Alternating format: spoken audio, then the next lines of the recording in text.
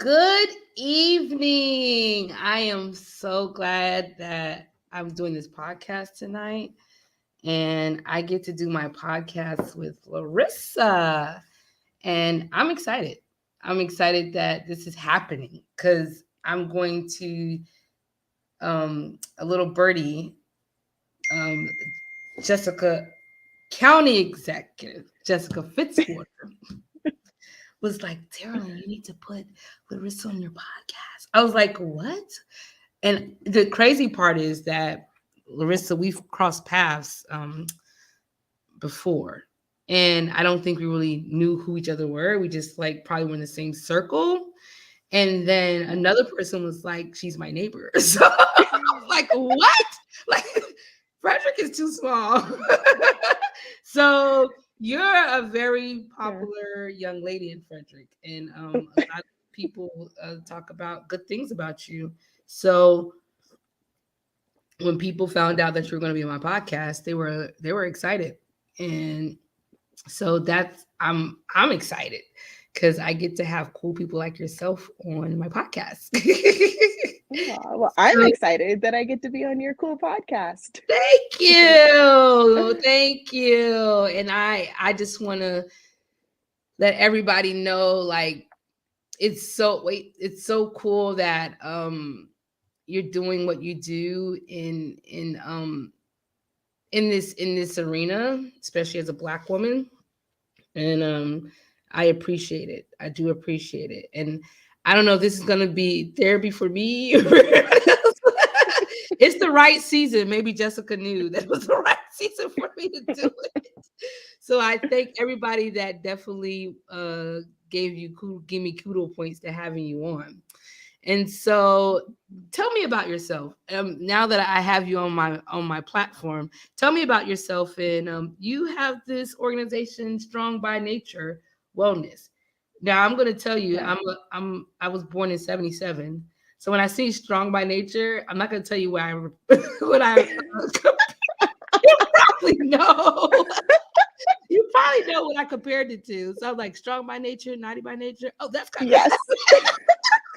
I still have, so when I was starting this company, um, it was either around the same time or right after we had named it. I had a boss who every time he would call it Naughty by Nature, and still we are friends now, and he would still refers to it as that. So I'm not the only one that felt like No. Yes, in our same age range. Yes. so we know then. So tell me about Yes. yourself. Tell me and how you started the Strong by Nature Wellness. So I was in the military. I joined in 1997. I was 17 years old, joined the military, became a Turkish linguist, and I don't know how far back you want me to go, but this is where I'm starting. This No, is how I'm go as gonna far back as you would like. It's y'all. set the stage here. This is your show right now. So. Cool. So I started in the military, and then I started working at a local gym, like soon after I joined the military.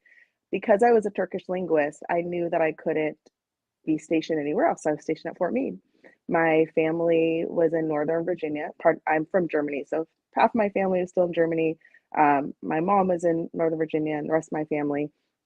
And so it was cool because I was close to home, and I knew I wasn't going to get PCSed anywhere, and I could start my company. So I started working at the gym. I became a yoga teacher, became a fitness trainer. Then I started getting into life coaching and started Strong by Nature while I was still in the military. So I was working for a gym, and I was also doing fitness stuff for the military, and then started my own company on the side as well, because I was just so passionate about this work and helping people. When I originally started it, it was more, I was doing the fitness stuff and then saw that the mental stuff was more, at that time, it was more important, that people are coming to me for the physical, and really they needed to work on the mental and emotional. So I started learning more and more about like neuroscience and emotional intelligence and all of these other things in addition to just the physical. And so I was doing that work and started my company And I remember I was like messaging people, like doing all this market research around what do I want my company to be called. And the strong by nature really stuck because it's just this internal strength that we have Mm-hmm. within us, and the connection to nature and how healing nature can be for many of us, especially in this area. I know, I used to live outside of Baltimore as well, and it's just go, go, go all the time. Being in the military, working where I worked, it was go, go, go, go, go all the time, and just how healing and beneficial being out in nature could be. So that's where the name came about. And so Strong by Nature LLC is my main company. And then I have Better Execs, which is the corporate work that I do, and then Strong by Nature Wellness, which is more of the holistic healing and coaching work that I do. So we're gonna have a good discussion because what part of what branch of the military were you part I of? was Air Force. Okay, so I was an Army brat, and then Same. I was an Army brat too. yeah, and we actually was stationed in Hanau in Germany, and Oh, I was so born in yeah, Frankfurt. and yep, Frankfurt, Hanau, and then Yeah. and I was a military spouse for 13 Mhm. years, and so made you become a Turkish is it interpreter, A linguist? linguist. Yeah. So I was born in Germany, knew German, took French, knew French. I believed that when I joined the military as a linguist, I would get to be a Turkish or a French or German linguist. In my head, it was like an interpreter that I would be traveling and going cool places, like just translating for people. That's in my head what being a linguist was going to be. Mm-hmm. And then, of course, once I joined, they were like, we don't need a French or German linguist, That's what but I'm thinking. Like, wait, what? here are the languages that you can have. So I got Farsi. I was Yes. supposed to be learning. And then when I went to California in DLI. So that's where most of the languages were, right? So I go there, I'm waiting for my Farsi class to start. Somebody was in Turkish and dropped out at the last minute. They were like, hey, this class just started, but we need somebody to fill the spot immediately. And so I was like, okay, I'll do Turkish. And I missed like the first couple of days of training. But right in Germany, there are a lot of Turkish people. I Okay. had Turkish friends growing up. And I was like, that'll be cool because as a Turkish linguist, you only get stationed at Fort Meade, which is Yeah. like an hour from where my family was. So I volunteered to do Turkish. And I And I learned Farsi, so I don't so because yeah. I was an international relations major, and I wanted to like my dad would not let me go to the military, so I wanted to work like in UN, United Nations, and like, Yeah. but that didn't work out. So and I do agree with you when it comes. Well, the Air Force. I love the Air Force, but they don't. they're a little more. They're a little more laid back, but the mental Yeah. health part of the military is very necessary. I mean, Yeah. PTSD is very real in the military, and they do focus on their fitness, but not on their mental. And I think that kind of catches up with them as time goes on. And I was a Yeah. family readiness group leader in the military, and so I helped a lot of families when their loved ones were downrange, and Yeah. did a lot of funerals and did like those. It was a very hard, it's a very rewarding position, but also, like you seen things, right? Yeah. So, and yoga is pretty cool. I've always wanted to get into it, but I don't know. So, Yeah. Can I just interject real quick? It's so amazing that we didn't talk about any of this stuff ahead of time, but right before we were talking about our sons doing track, we're yeah. talking about the Germany. Do you know what my last job was in the military? What? I was the Airman and Family Readiness Center NCO. I Look worked at the Army Readiness Center. That was my Wow. special duty in the military before I retired. Wow. So our circles, they kind of like Yes. yes. So let's talk about we just got out of a pandemic. And during this time, people had to adjust during the pandemic very quickly, right? I mean, people had to stay in their homes, kids were not going to school. Mhm. And that's when burnout became very real, right? Like people were juggling things they didn't have to juggle. They had to be teachers, they had to be, you know, address things in their marriage that they probably didn't get to address because they were stuck with each other. The Mhm. work was different. Can you explain first, you specialize in burnout. That was something that stuck Mhm. out to me, especially on Facebook with you. Can you explain to me what the symptoms of burnout is? Because a lot of people don't know when they're in burnout, right? And I Yeah. think I witnessed that when I was on the campaign trail. Burnout was very real for me. And Yeah.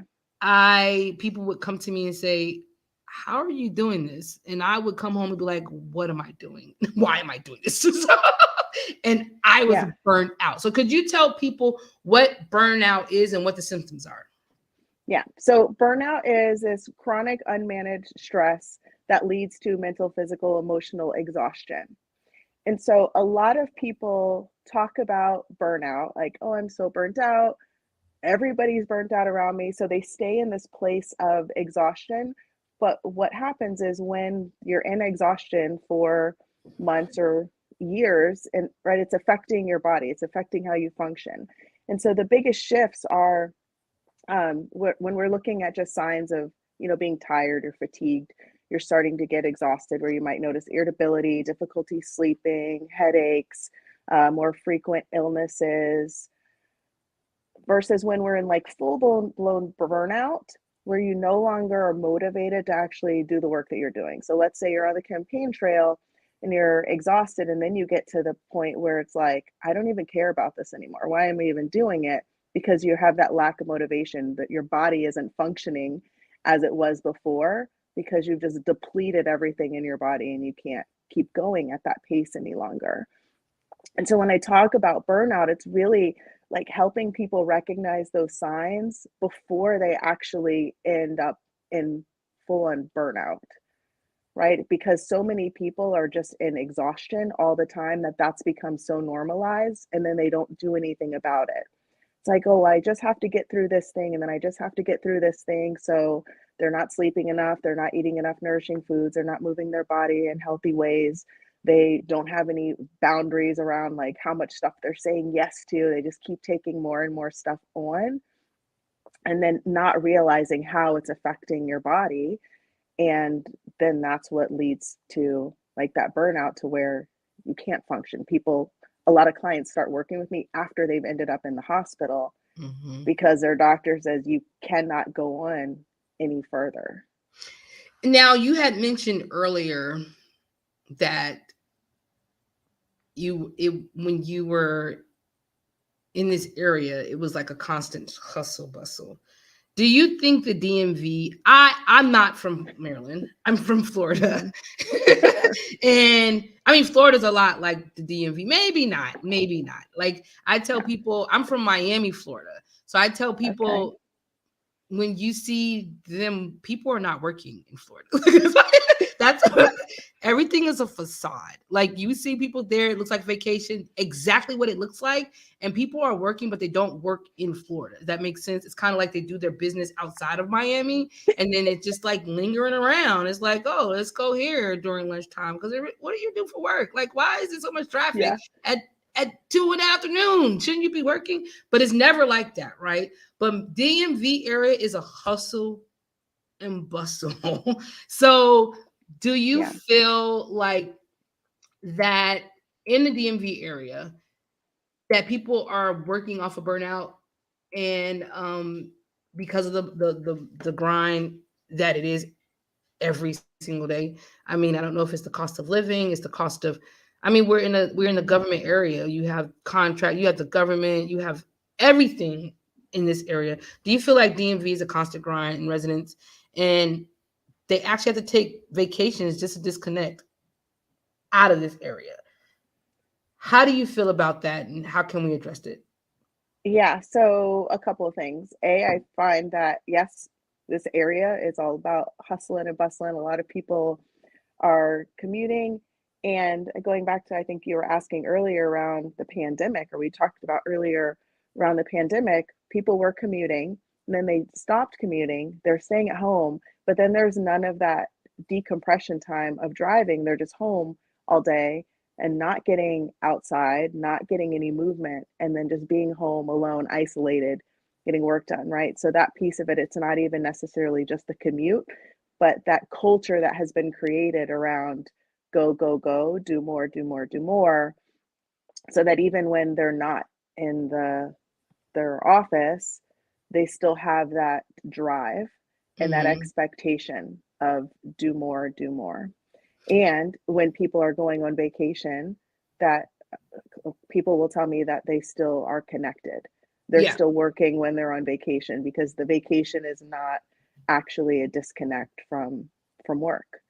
They're it's still not. thinking about it, right? When they're Yeah. not emailing, they're staying up thinking about all the stuff that they didn't do, thinking about the meetings that are happening in the next day, that they're not ever able to truly disconnect and rest and let Mm-hmm. their body Mm-hmm. recover and prepare for the next day. And I gotta tell you, I work for the police department in Baltimore, and if you want to see some people that go on vacations a lot, it's them. they go on a. I mean, Larissa, they have them things scheduled. Like some of them go every month, like on vacations, because it's kind of like, or Yes. every other month, because it's like that is the only way they can really disconnect, like with nothing included. And I mean, they are committed. So I understand about that. Now we are talking, do you think burnout is a mental health issue? Because when you're doing all this, do you feel the mental health part comes into play? Yeah, definitely. Because it's that mix. It's not just the physical exhaustion that people are dealing with, it's also what's happening mentally. And talking about the work that never feels like it's done and the anxiety that comes with always feeling like you should be doing more and the pressures that people put on themselves or that there's those expectations from their boss or that they see the people working next to them doing it. So it's like, oh my gosh, I have to keep up. I have to do as much as this person here or do more than this person here. And it affects everything. Yeah. So and I asked that because now mental health is a big issue politically, legislatively wise. They are pushing how mental health needs to be addressed. Do you feel like you can be a voice in that and saying this policy needs to be passed, or this is something we need to pay attention to? Because mental health could be simple as a burnout, and I think a lot of politicians can relate to that. I mean, they could just be like, our work is never done. So do you think you could Yeah. be a voice in being an advocate for policy passed to kind of like get some support in the mental health and burnout area? Do you feel like that? I don't know that that's my lane of expertise where I would feel like I can be the one to do that. For me, I feel it's more about raising awareness, like what Mm-hmm. I can do on my level, raising awareness, talking about it, supporting people and making those little shifts that they can do on their own to help with their own mental health, to recognize the signs in the people that work for them and with them and in their own families, because sometimes when we're in it, when we're in the thick of it, we're not able to recognize maybe how bad things are for us. And so when I talk to people, mindfulness is my main foundation of what I teach on. So when I'm teaching on mindfulness and emotional intelligence, it's how can I be aware in myself and then also recognize those things in other people to help to start make those little shifts, those little changes that we can do to And help I improve a little bit every day. and I think you might not recognize it, but that is what you could do. Make them aware and say, listen, this is something that needs to be taken seriously. And I'm just going to be full transparent. I mean, I went to therapy for the first time. I'm proud of myself Yay! on last Saturday, because Yay! I was like, if I don't get to something right now, I'm going to end up in the hospital. That's how I felt. Like, so Yep. I had to do it. And I know that in the Black culture, that is something that we shy away from: therapy, Mhm. mindfulness, things like that. And now I'm going to be going to my like I found the therapist, and I went to the Mental Health Association. Shout out to them. I'm going to just put that out Yes. there. If anybody is having a problem and needs to talk to someone, they're open 24 hours. They're open walk-ins. You can do walk-ins, and they have the times on the website that you can go and talk to somebody for free. And the young lady was so good to me, and she gave me lots of resources, and I use those resources. And now I'm going to see my therapist for the first time next month. So that is just full transparency for me. So I know exactly what you're talking about when it comes to being mindful and knowing like it's time to push the pause button and not wait for Yeah. somebody else to tell you to do it. Like you have to know when to do it. And that goes to my next question, that feeling is also self-care. Like that is Hmm. something that we do not embrace. How can um this moment in people's lives when they're feeling this way, how does it affect your health and your loved ones? When people are feeling like overwhelmed. Yeah, how does it do that? Because I don't think people understand how it does. Like they're thinking like, "Oh, it's I'm good. Everybody's good." They don't see it, but I know for a fact that it does affect that. So I just want you to share with the audience like just to make them aware like how that affects their loved ones and affects their self-care, their health. How does that affect them?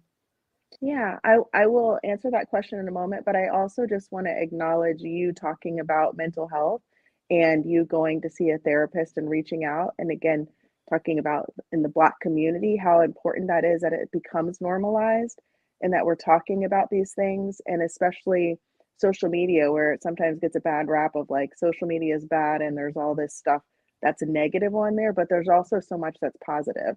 So just commending you for talking about that and sharing it Mhm. because I think more of us need to normalize that therapy is good, recognizing when we need support is good, Mhm. accepting support from others is good.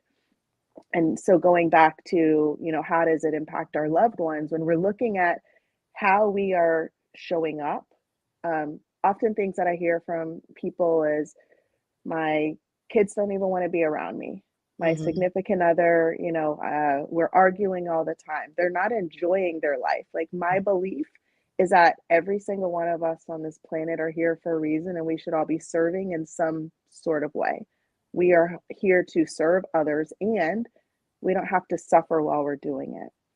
And so a lot of it is that people are not recognizing that A, they're not living their best life and that Mhm. they don't have to be in suffering in order to do important work in the world and in order to make a positive impact in the world.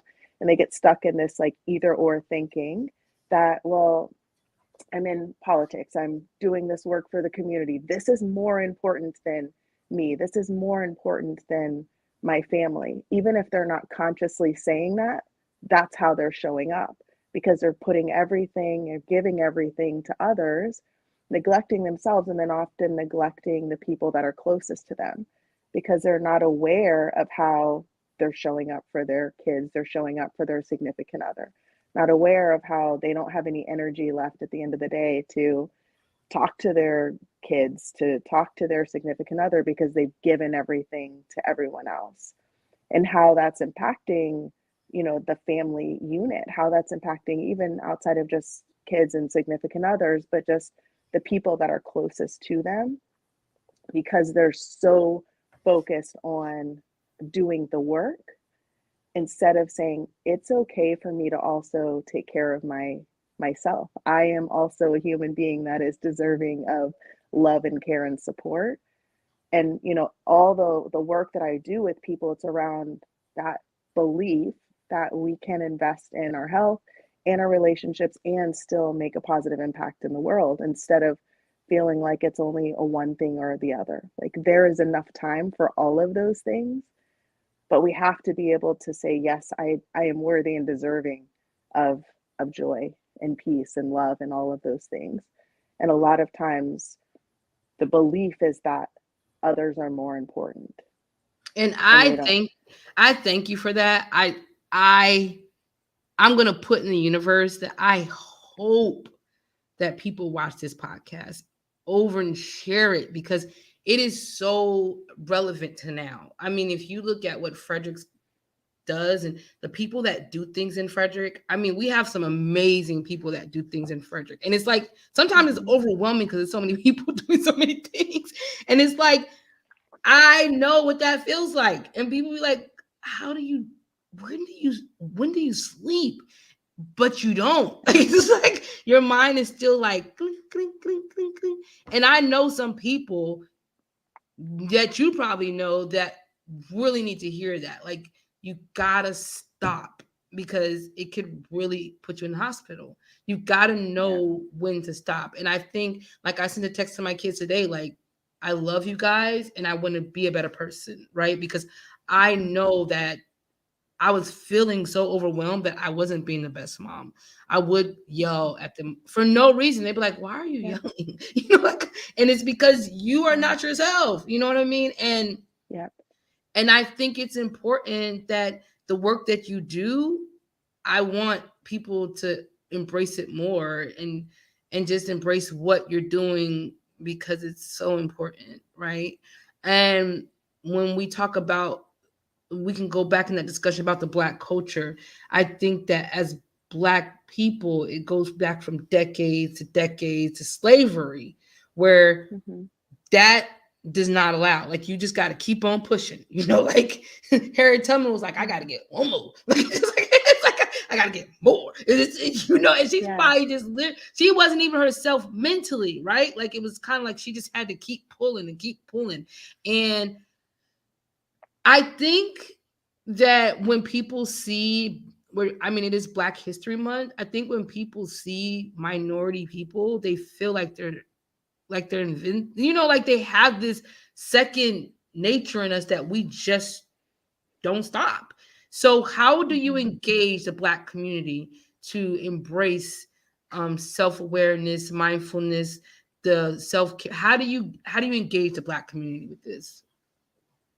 Do you engage the Black community, should I say?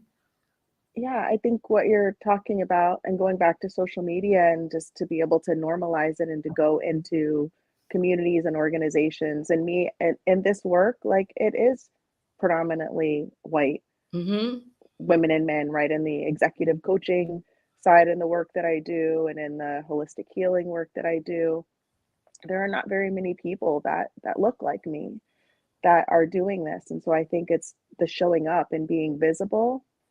And, yes, people like hire me and to do a lot of the deeper work, but nearly every single day, somebody will message me just from the content that I put out and tell me thank you, right? Every day, it's like, thank you for saying this. I needed to hear this today. Thank you for this reminder, because we need those constant reminders of the good stuff, of the self-care and worthiness, because we're getting so many of the negative reminders every day to the opposite of, like, you do have to keep pushing.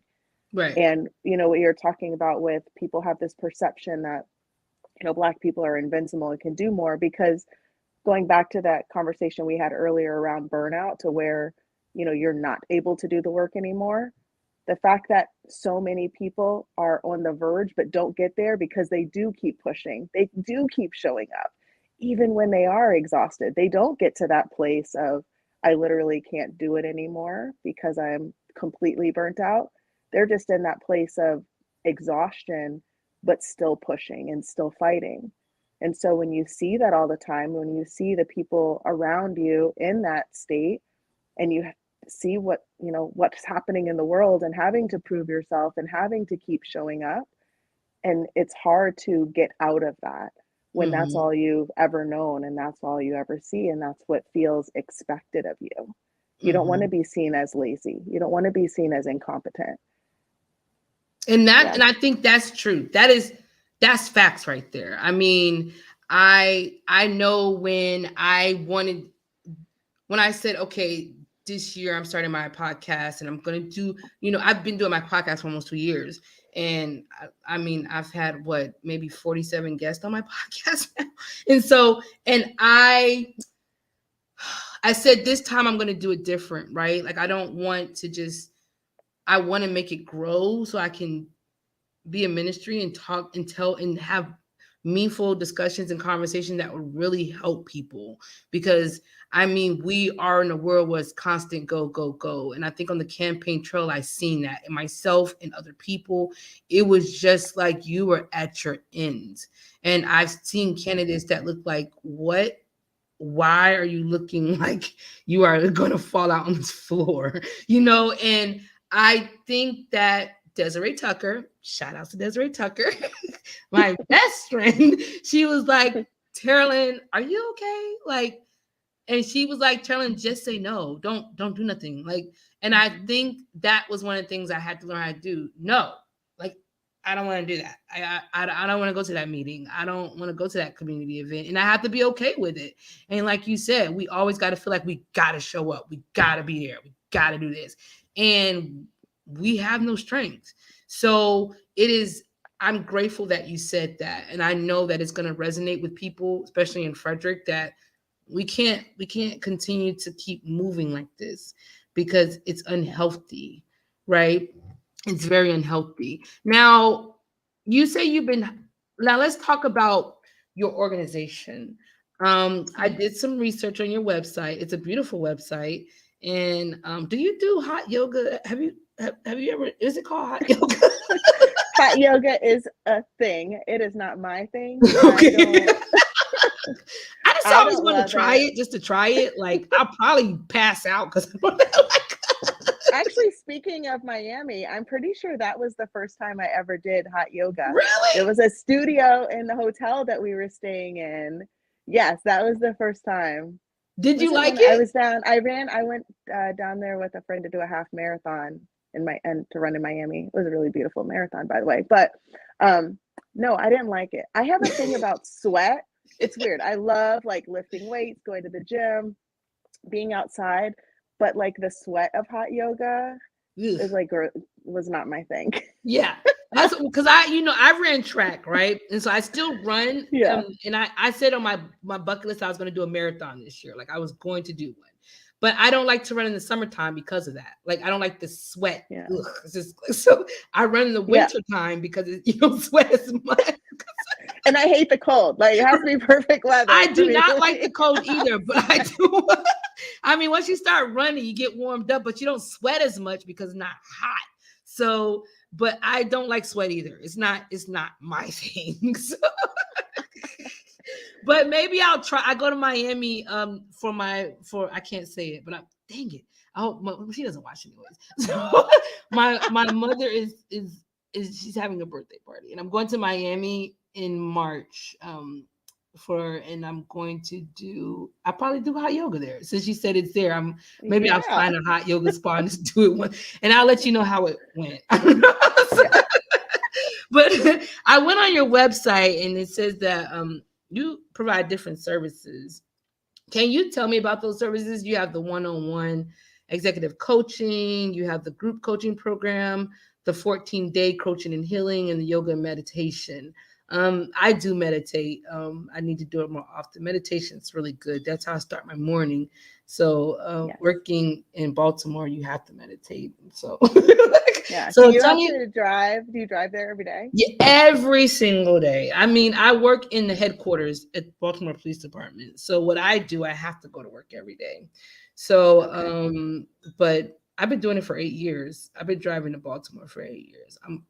It's a lot, but they Yeah. pay well, so I don't take the drive. And I feel like driving, I used to commute to NIH from here, Oh yeah, and like yeah. 270 was just such an awful drive. Like, at least, because do you go down 70 Yes, and that's then why. get right? Like, Right. it's not, I'm sure it's like close to an hour, right? For you to It's drive yeah. It's there. like if it's like on like if it's no traffic, I can get there in like 50 minutes, maybe less. But it's a Yeah. good drive. If I had to do Yeah. 270, I would not do it. Like, I would not. Yeah. I lasted a year there. Yeah, you can't do And it. It's too much. And so yeah. 70 is cool. Like, as long as there's no accidents, it's an easy Yeah. drive. But you know what to expect on 70. Yeah. 270.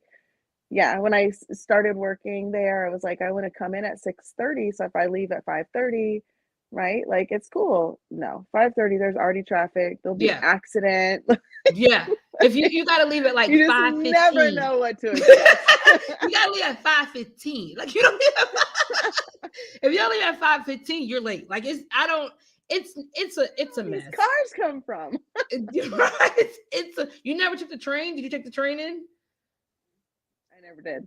Yeah, it's I would never if I had to work in any other area to do 270, I wouldn't do it. So that's probably why I've Yeah. worked in Baltimore for so long. And I have to thank Baltimore. This giving me tough skin. So there is some nice things about Baltimore. So could you tell me Yeah. about your services that you provide? And Yeah. So for in my Strong by Nature company, I do the main thing that I do is my group coaching program. And so that is like a mix of like one-on-one coaching within the program, yoga, meditation. I'm also a functional strength coach and personal trainer. That's what I started as 20 something years ago. So we do like we have fitness offerings as well. And what else is on that program? I'm trying to think. We focus on like visualizations and goal setting and the accountability piece. So like that's my program that has a little bit of everything to really support people in whatever they need around healing, strategy, and coaching. And then I have some people that just want the yoga and meditation, and so people can join for just that. And I'm a trauma informed and accessible yoga therapist. So what that means is, as a yoga therapist, you have to have, I think, the minimum requirement is like 800 hours of training.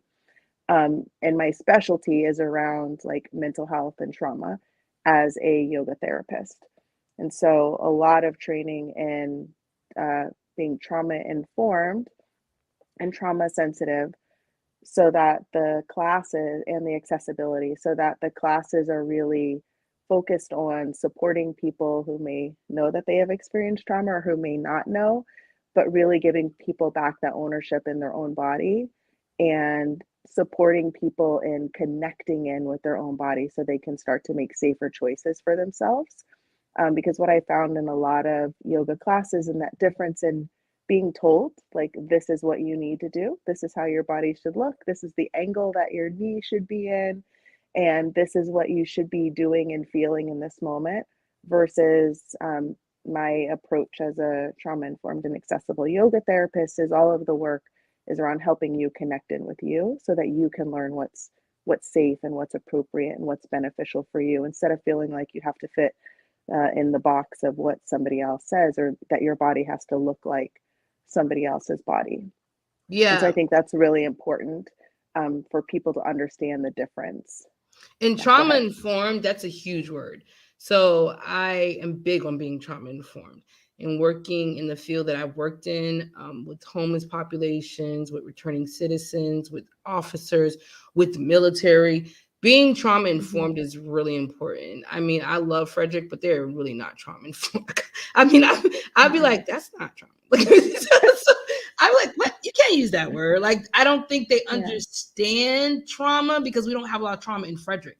We do. I like visible trauma, right? Like if you go to Mm-hmm. metropolitan area where there's shootings and things like that and high crime, Mm-hmm. trauma is very visible.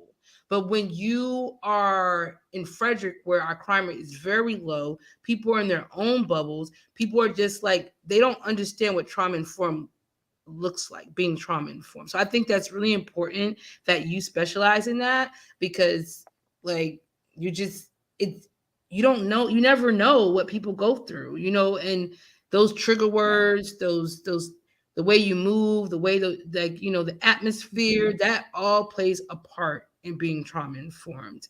And so you say that people hire you. Do you get now we've had a lot of transition happen in Frederick, especially politically, community wise, things like that. Mm-hmm. I remember I was working in an organization where they had this like tranquility room or something like that. Mm-hmm. And so when you need like a peace of mind, you go to this little room and things like that. Yeah. How do you feel about that? And what do you think that um, leaders in Frederick could do for their staff to be more mindful of burnouts, more mindful of self-care? Do you think that's important? And how would you implement that? I mean, like if you had the Mhm. opportunity. Yeah, can we go back to the thing about trauma and then go You back can to this do, yeah, we question? can go Is back that to that. okay? Yeah. Because I think it's important to acknowledge. So when I first started learning about PTSD and trauma, depression, anxiety, to be honest, I was learning about it because I thought only people in the military have PTSD, right? Like in Right. my mind, not only, but like in my mind, that Yeah, was in it. your mind. That's how Most they put it out. Yeah, that's how they that, put it out. Yeah. right? Like, oh, and amputations, it's like all Mm-hmm. because of military members being in war, right? Right. So when I first started learning about it or had that desire to learn about it, that's what my belief was. I was in the military and I was like, want to be able to support military members. And I started doing this training, getting more and more education in it. And then I realized that it is not at all.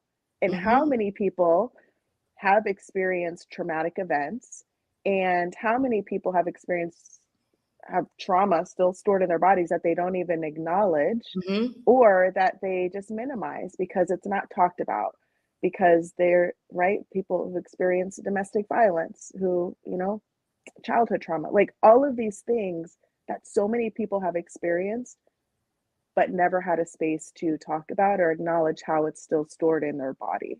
Mm-hmm. And so yes, like again, we're talking about normalizing the mental health conversation and getting therapy, but also around trauma and that it doesn't have to be a bad word or something that needs to be hidden, and that there are spaces for people to, to get the support that they need. But I think it goes back to recognizing that things could be different Mm-hmm. and that having that hope that something different is possible for them. And Mm-hmm. so leading that into the conversation that you were just asking about around, the organizational work. So I started my other company, Better Execs, that's focusing on the coaching, consulting, and training for organizations. And so teaching about mindfulness, emotional intelligence, conscious leadership, burnout recovery and prevention, because a lot of leaders themselves are burnt out Mm-hmm. or dealing with things that they feel like they can't discuss with anyone else, like they don't have anybody to turn to. And so I'm also trained as an executive coach, and being able to support people, pulling in that trauma informed a holistic approach that I have into my executive coaching as well, to be able to support leaders, to help them the emotional intelligence piece of recognizing things within themselves and then also being more aware of what's happening around them. And so organizations hire me to come in and talk about, whatever the topics are that they are seeing their staff need support with. Whether it's, hey, like, let's just talk about burnout, what it is. Let's start talking about these symptoms. Let's start doing things in the organization so that we can start making these little changes, because it's the 1% worse every day, or it could be 1% better. It doesn't have to be a big thing to be able to make an impact, but we can make these small changes every day that start to improve the well-being of the staff so that the organization can actually make a bigger impact. And so, right, people are what make up the organization. So we have to support the people so that the organization can, perform their mission and do the work that they're meant to do also. And I'm hoping that the universe gives you more opportunity to do that, because I think a lot of leaders and organizations and agencies don't recognize that. They just think like, oh, you come home, you just go to work, you come home, go to work, but they don't realize what people are dealing with at home. So I think that Mhm. it's really important, like you said, to be leaders, to be mindful that they need to have a to touch on that, because you never know. And I think a leader, you're considered a leader, I'm considered a leader, but we wear this mask. I know I wear this mask where, I mean, when I was sitting in therapy, that's what I talked about, like how I have to wear this mask when I go out in the community and people Mhm. and smile all the time and look like I've got it all together, so I don't look weak, or I don't want people to think like she can't do this job because look at her, she's a mess. Like, Yeah. so you constantly are making yourself this person that you're really not sometimes. And I know when the therapist asked me a question like, do you know who you are? And that was a tricky question. I was just like, do I know who I'm like, yeah, I know who I am, but people don't know who I am. You know what I mean? I'm still a good person, but they don't know I come home and melt down. And I'm pretty sure a lot of the people in their agencies do the same thing. Like they come home and melt down. And we just go to these fundraisers, we go to these events, and we go and just go. And those are distractions, right? To kind of not like address really what's going on. And so you have a holistic approach. When you say holistic, that looks different for other people. Yeah. I don't. It was funny. So I was in a networking meeting this week, and it was hearing a lawyer say, I have a holistic approach. And then there was a life insurance person saying, I have a holistic approach to blah, blah, blah. So yeah, I hear you that word now could mean all sorts of things. Yeah, it's like a hashtag. It's just like yeah, holistic hashtag. Yeah. Hashtag holistic. Yeah. So for me, I focus on mental, physical, spiritual, and emotional health and well-being. And so looking at the person as a whole. And so, for example, I am trained in lots of things, and I'm an expert in many things, and I feel great in my own life and have practices that work for me. When I'm coaching someone, none of that matters. It's about me helping them discover what's going to be best for them mentally, physically, spiritually, and emotionally. And so, for instance, you were talking about running. I love going to the gym. I love hiking. It doesn't matter what I like. It's about helping that person discover what is it for me that's going to support me. I think we said something about self-care earlier, so I'm just going to share my definition, which is taking action to preserve or improve your health and well-being, mentally, physically, spiritually, and emotionally. So when we look at the actions that we're taking through that lens of, are we taking action to preserve or improve our health and well-being right now, mentally, physically, spiritually, and emotionally? And saying, yes, this food that I'm about to partake in, or this movement that I'm going to do, is this supporting me? Is this truly preserving or improving my health? And looking at that for me, that holistic lens, that all of those things are important. And so we need to support all of those different areas of our life. And so sometimes you might say, hey, I'm going to eat French fries and ice cream out with my kids because that really is like supporting me for reasons other than my health and my nutrition, right? That's still supporting me. I'm doing it mindfully. Intentionally, I am doing this thing versus a lot of people where it's mindless actions that they're doing that they then regret.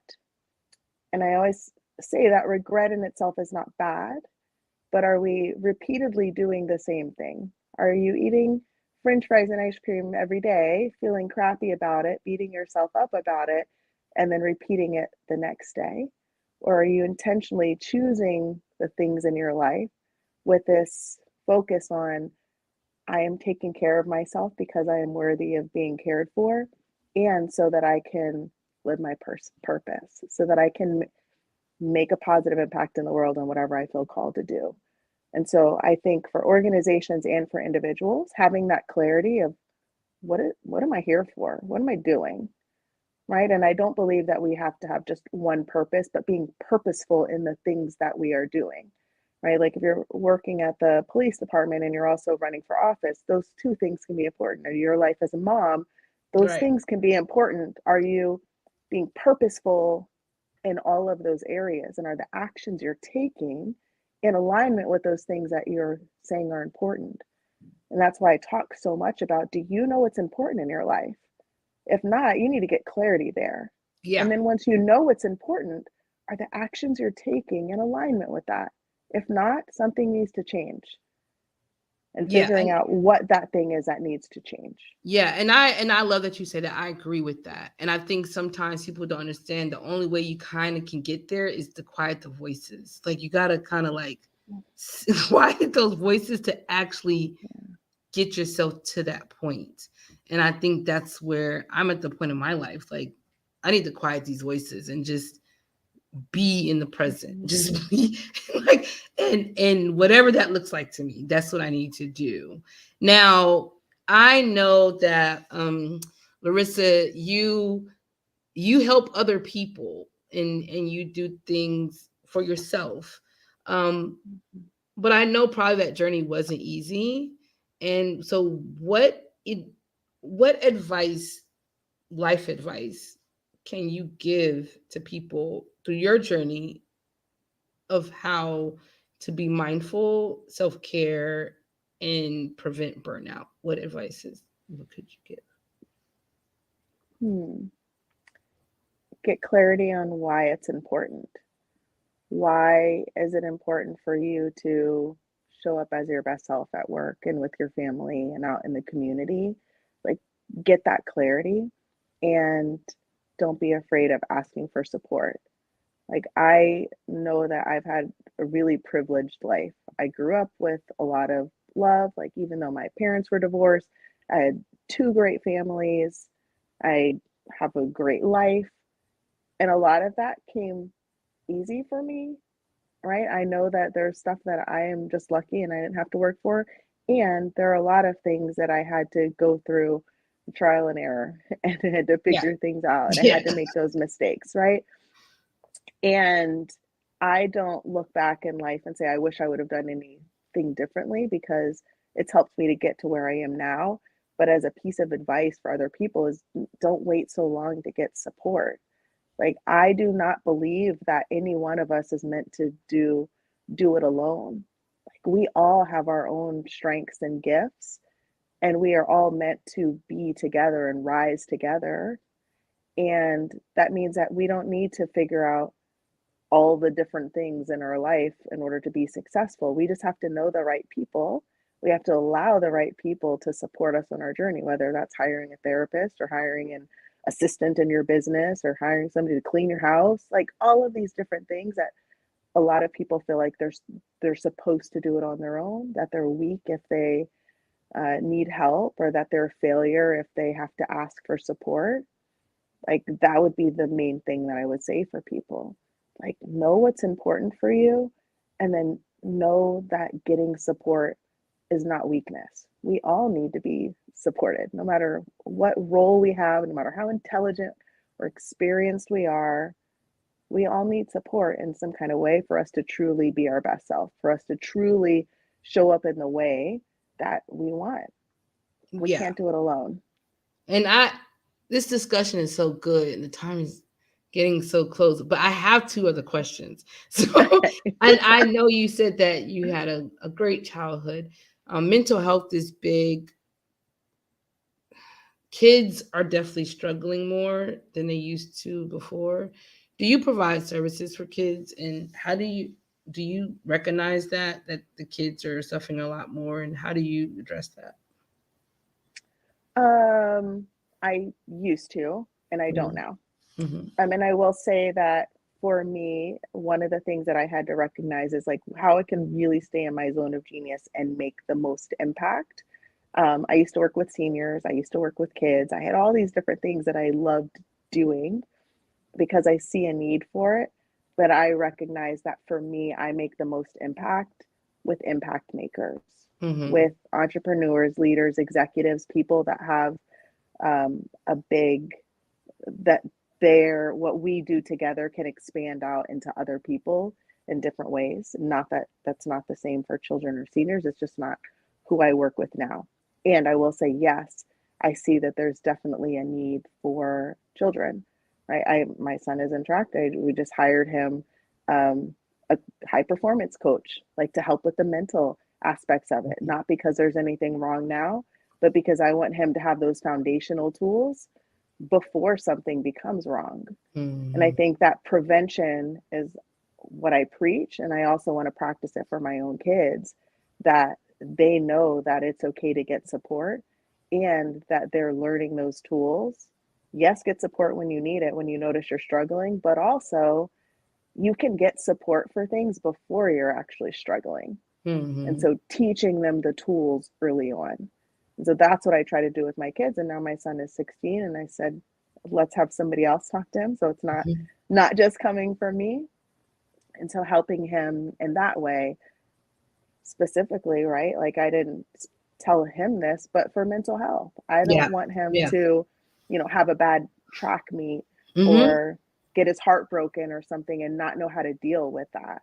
So Yeah. helping him learn how to deal with those types of things when they come up, because they will inevitably come up. Yep, and I'm glad we talked about that before we went on because my son also runs track, and Yeah.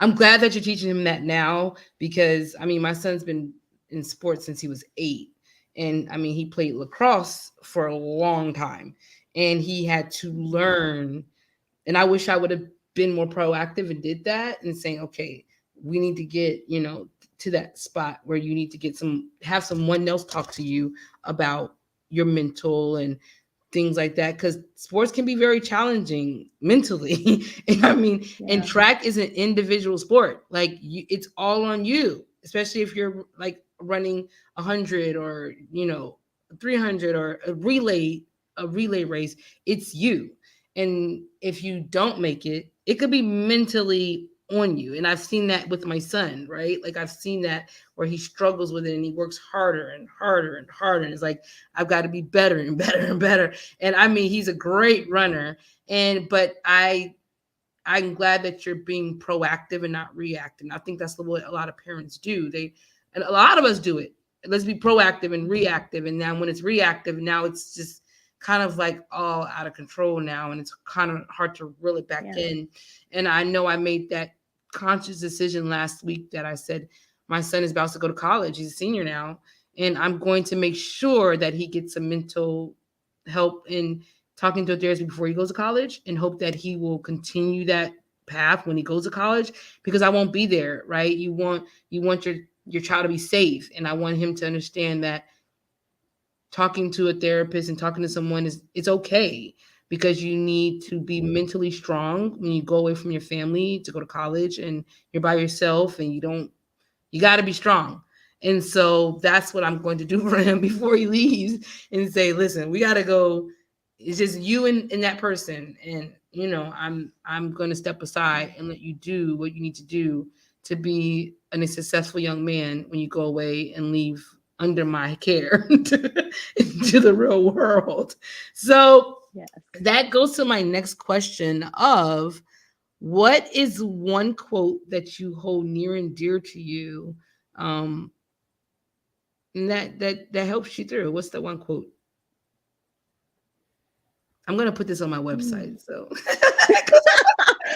like, what is the one quote? Um, I don't know. What's coming to me, this isn't the one quote, but it's what's coming up for me right now is wherever you go, there you are. Um, and for me, it's really about doing that deeper internal work and what you were sharing about with this mask that many people have to wear of outside like oh I'm okay and pretending like everything's fine, but then like you said Desiree was like hey like what's really going on, because yeah, you can still right, you can still, it's still there even when you're trying to pretend, and the things that people try to push down and avoid and ignore, they still show up. And so I think, yeah, it's just coming up for me to share that, and that we need to do that deeper work. And yes, can we please be more proactive with it instead of reactive and waiting until things are really bad, waiting till you're in the hospital, waiting until you do something that you can't take back because you just weren't taking care of yourself mentally, physically, spiritually, and emotionally, whatever that is for you. Like we have to do that work on ourselves and stay focused on that bigger picture of what truly is important so that we can take action that's in alignment every single day. I like that one. Where are you at? There you. I like that one. That's a good one. I got. Cool. I'm gonna put that. It's on my website. It's called like Golden Nuggets. So I got to put that golden nugget in my pocket because that's a good one. And Okay. I think that it's really good that you let people know and tell people like being proactive is so important. It's so important. And it's so And much easier. It's it's so much so much easier to be easier. proactive than reactive. And I mean, It's all about how can we make things simple and easy? And yeah, that's one of it. yeah. And I Make it am simple and not easy. against medication. I'm not against those things. But I think if we were more proactive than reactive, then we won't have to turn to that. We could do more holistic. Yes. More holistic approaches Yes. because when you start taking the medication, you are like it's like you are past that, and it's like now it is time. So, but if we be more proactive, we can do holistic things like running, hiking, meditation, yoga, all those mindful things that can definitely ground us. And I know that's what I'm adopting in my life this year for myself. And so I pray and hope that other people will do the same thing and that they will watch this podcast and share this with other people because I know a lot of people need it. I know this for a fact because COVID took us through a whirlwind, and pre-COVID, during COVID, after COVID, post-COVID, the mass shootings, all these things that we are seeing happening in our world, the wars, all those things, it's really important that we do self-care. And I'm so happy and that you were the person to put that message out. And I think that you're going to do amazing. I know you're going to do amazing things. You already do because, like, people were like, "Yes, Larisa, like, that's the person right there." So maybe one day I can do your yoga. Do you have a website? So let me ask you a question. On your Yeah. when it comes to getting your services, let's talk about the the the the the money part. Does it? Hmm. How do people get to you? What's the website? How do they get your services? Like, do you take insurance? Like, how does this work? I don't. So my main website is LarissaHarrington.com. So for people looking at it, you can see how to spell my name. It's one R and one S in Larissa. LarissaHarrington.com. And then that takes you to either my company for better execs for organizations or Strong by Nature Wellness for individuals. I don't take insurance. We have different pricing options because for me, the accessibility is like physical accessibility, but also financial accessibility. And so we have different options starting at, 2 figures a month. Most of the Mm-hmm. work I do is membership, and then some that go up to 4 figures a month, Mm-hmm. depending on what type of service someone wants. And then we also have scholarships. We have military scholarships as well for military members or their families. And we try to have options for everyone based on what they need and financially what's available. And then I also have a lot of like free things that I offer on my website as well. I think there's like a link that says freebies and there's like some meditations and classes. Oh, thank you for adding that there. There it is. um, Perfect. But yes, so there's all sorts of resources available. And it just depends on how much support someone wants and how quickly they want to get to where they want to go as to how much the investment is to work with me. Well, I definitely think that people are going to watch this and you're going to get people to come to that website. And I mean, hopefully we can see each other in the community and now we know each other. So when you see me, I won't be a stranger. And I'm like, because I have seen you Yeah. around the community but I just never knew who you were. So now I know. Yeah. And I'm honored that you came on my show and shared that with me and with Frederick because it's necessary and it's necessary. It's very present in my life right now, and I think that I'm on the right track. So I hope everybody else will take heed and do the right thing and take a pause because it's like if you don't help yourself, you can't help others. Like that is I'm a true believer of that. Well, Yeah. and I And I know think I want to say to that, we say that if you don't help yourself, you can't help others. But the problem is we are still helping others.